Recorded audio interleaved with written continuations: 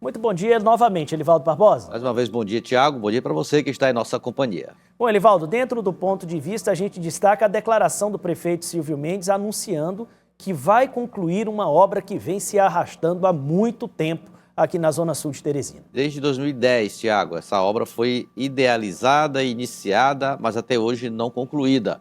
Trata-se da Via Sul. Boa parte é a Marginal, a Avenida Marginal Poti, que fica ali paralela ao Rio Poti, entre as pontes, Anselmo Dias e o Alferraz, é o ponto que está faltando efetivamente as ligações. Eu acompanhei uma visita do prefeito ao local e ele, olhando para o mapa, garantiu, junto com os construtores, que até dezembro deste ano, esse importante investimento, estimado em 83 milhões de reais, estará plenamente concluído, resolvendo assim um impasse muito grande e de extrema relevância no que diz respeito à mobilidade urbana em Teresina. Vamos ouvir o que disse o prefeito. E essa obra aqui é uma das mais importantes em execução da cidade, porque ela é uma continuação da Avenida Marechal Castelo Branco. Ela faz essa alça aqui, que, como vocês estão vendo, é uma alça para você ter acesso à ponte ou ao Ferraz, que pega a Avenida dos Ipês no sentido de Seu. Então vai desafogar muito o trânsito, é muito importante ser feito. O projeto foi lá na nossa época, da gestão, continuou com o Firmino, teve uma suspensão, mas agora continua, graças a Deus. E essa avenida, por que ela é importante do ponto de vista de infraestrutura, de tráfego? Porque ela vai margeando o Rio Poti até chegar na Alegria, que já tem parte, já foi concluída na gestão Pessoa.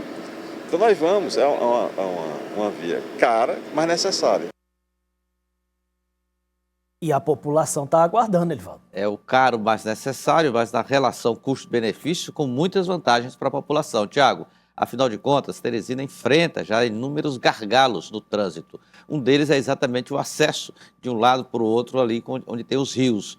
E o Rio Poti, quanto mais ponte, quanto mais instrumento for utilizado, aí o mapa que foi exibido pela construtora responsável pela obra, que mostra o que está concluído, o que está faltando, Tiago. Principalmente os acessos às pontes Anselmo Dias e também a ponte Alferraz, que aí sim possibilita uma ligação da Via Sul, da importante avenida, com bairros da zona sudeste de Teresina. A conclusão prevista para o Natal deste ano, 24, 25, até o final do ano de 2025, significa dizer que Teresina ganhará uma avenida das mais importantes com relação a essa parte de facilitar o tráfego, considerando que já há muitos congestionamentos em vias paralelas, como a Barão de Castelo Branco, Marechal Castelo Branco, já que essa própria a Via Sul, ela encontra com essas duas avenidas e faz a ligação também com a zona norte de Teresina até a região da Embrapa, no bairro Buenos Aires. O fato é que investimento em mobilidade urbana é sempre oportuno numa cidade que exige um planejamento permanente. E para uma região que vem crescendo muito, né, Elivaldo Barbosa, que ali é a Zona Sul, né, tem crescido em busca, em construção de habitações, empreendimentos e outras coisas. Teresina cresce para aquela direção. É verdade. Eu lembro bem, Tiago, em 2012, quando o então deputado estadual e, na época, candidato a prefeito de Teresina, Firmino Filho, fazia uma atividade de campanha na Estrada da Alegria. Uma estradinha estreitinha, cheia de buracos, situação muito complicada ali na época, um asfalto bastante maltratado naquela época. E ali ele lançava as bases para a construção de um projeto que já existia na Secretaria do Planejamento do município, um projeto da Via Sul, e transformar esse projeto em efetividade. Como o município ele não tem recursos próprios, o Tesouro Municipal está aquém das necessidades de investimentos dessa monta, 83 milhões de reais, a saída foi recorrer à ajuda externa, principalmente com o apoio da bancada, com as emendas parlamentares, o Orçamento Geral da União, para garantir o início que já foi feito na Estrada da Alegria, bem mais larga e segura, a continuidade nas ligações das pontes o Anselmo Dias e o Alferraz. Bom, Elivaldo, vamos mudar de assunto, vamos aqui atualizar o quadro da disputa no Diretório Nacional do Partido dos Trabalhadores. Tiago, prazos revistos alterados. As inscrições de chapas ou candidaturas para quem deseja ocupar presidências de diretórios municipais termina agora só no dia 2 de maio, era para encerrar segunda-feira passada. Com isso, há mais tempo para que o esforço de unidade, de buscar o máximo possível os consensos, tenha mais uma duração. Porém, isso é extremamente difícil em se tratando das tendências petistas. No plano nacional, o prazo vai até o dia 9 de maio. E aí a situação se complica ainda mais, porque envolve a direção do segundo maior partido do país, considerando a bancada lá na Câmara Federal. PL o primeiro, depois logo vem o PT. Mas o PT com uma história de 50 anos já de atuação política do país. E essa divisão nacional preocupa o Palácio do Planalto. O presidente Lula tem mandado alguns recados, defendido até interlocutores, da preferência por Edinho Silva, ex-prefeito de Araraquara, e acenar para a tendência de um consenso em torno de uma candidatura única. Hoje, impossível. Veja como está o quadro de disputa neste momento no PT nacional. O ex-prefeito de Araraquara, Edinho Silva, é da Construindo o Novo Brasil. Ele é da preferência do presidente Lula, já tem dado recados constantes a respeito disso. Só que entra o prefeito de Maricá, um município lá do Rio de Janeiro, chamado Washington Quaquá, que está incomodando muito essa unidade do PT. E é da mesma tendência? Da mesma tendência, Tiago. Olha só. E ele ainda conta com o apoio do atual presidente, o senador Humberto Costa, para complicar. O presidente que sucedeu Gleice Hoffmann, Humberto Costa, tem uma simpatia por Washington Quaquá, do PT do Rio de Janeiro. E ainda tem uma tendência muito próxima a construir o Novo Brasil, um ex-presidente, atual deputado federal, Rui Falcão. Ele já foi presidente 2 vezes do PT. Então, esses três formam praticamente um campo muito parecido no PT. É como se fosse uma divisão do campo majoritário. E mais à esquerda petista, Walter Pomar, da articulação de esquerda, que sempre tem uma candidatura posta nessas eleições petistas. E o Romênio Pereira, do movimento PT, também da mesma forma. Ou seja, se continuar esse quadro, inevitavelmente terá segundo turno na eleição do dia 6 de outubro, provocando uma cisão nacional que não vai ser fácil juntar os pedaços do PT num momento difícil de articulação e definição do projeto de reeleição do presidente da República. Elivaldo Barbosa, nós vamos suspender aqui rapidamente o quadro para a gente conversar com Dom Juarez Souza, o arcebispo de Teresina. Nós vamos voltar a falar da morte do Papa Francisco, que foi confirmada pelo Vaticano no final da madrugada aqui e início da manhã desta segunda-feira.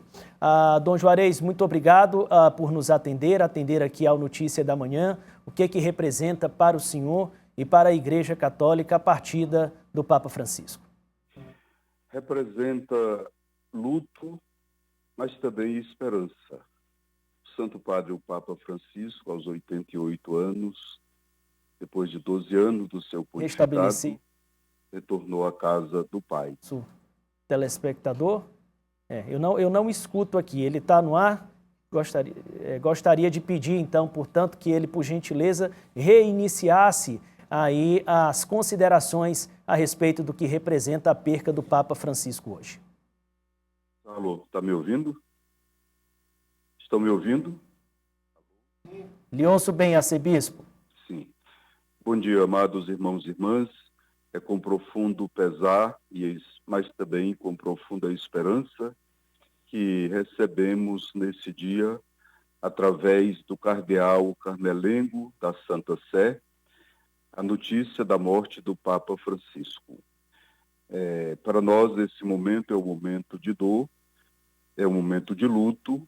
A Igreja está de luto pela morte do Sumo Pontífice, o Papa Francisco. Faleceu na sua residência, lá no Vaticano, na Casa Santa Marta, no dia de hoje, às 7h35, horário de Roma. Aqui eram 2h35, horário de Brasília, e aqui também nossa região no Piauí. E assim, nesse momento, aguardamos como fazer os procedimentos, como fazer as celebrações, mas nesse momento sabemos que a Igreja está de luto, e aí a orientação por 9 dias de luto, E durante este período, a Igreja em oração se prepara também para o funeral do Papa Francisco, o seu enterro, e em breve seremos informados sobre o próximo conclave, como acontecerá.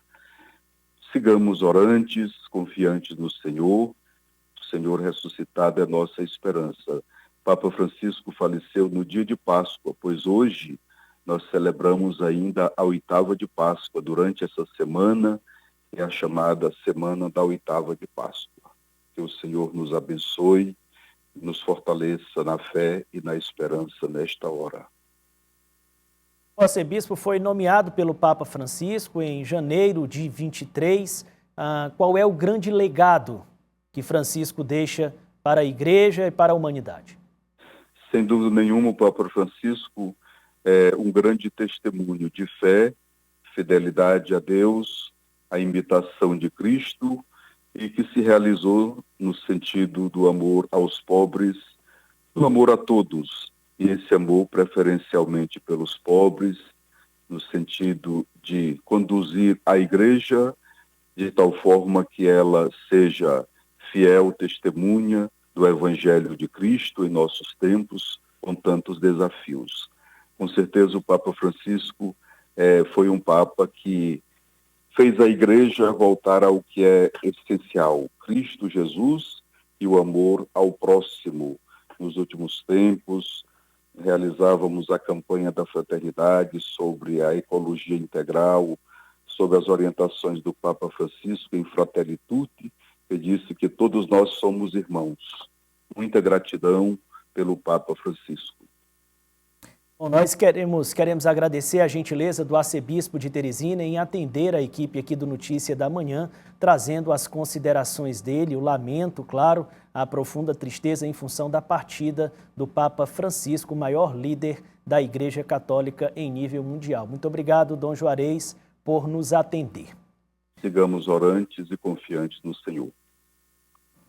Bom, voltando para cá, Elivaldo, vamos encerrar falando também, você falava do ambiente de disputa no PT Nacional, e aqui no Diretório Municipal do PT em Teresina há também essa tendência de polarização. É verdade, o atual presidente, o ex-deputado, ex-vereador Cícero Magalhães, vai disputar a reeleição, já está com tudo pronto para escrever a chapa, que vai ser no dia 2 de maio o prazo final. Por outro lado, o vereador João Pereira, que é da nova geração, até mesmo da bancada do PT na Câmara Municipal, promete apoio numa espécie de frente ampla para tentar chegar ao comando do partido, fato que nunca aconteceu no grupo que pertence hoje o vereador João Pereira. É esperar para acontecer se vai ou não um ambiente de consenso predominar no PT. Na diretório estadual, 4 candidatos também já estão lançados. O delegado Getan Pinheiro, Marcelo Mascarenhas, Dudu e Fábio Novo disputam a presidência estadual do PT. Thiago. Quando ocorre?